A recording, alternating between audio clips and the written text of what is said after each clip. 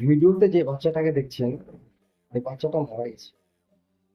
তবে কি কারণে মারা গেছে সঠিক বুঝতে পারা যাচ্ছে না। তবে ভিডিওটা দেখে মনে হচ্ছে ওর গলায় কিছু আটকে আছে, আটকে গেছে।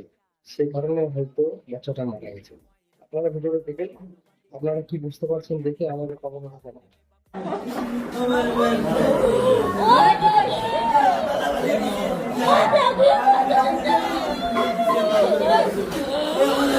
কোন ক্লাসে কেজি ওয়ান কোনো অসুখ আসলো না। অসুবিধা নাই বালা চুলকা আমি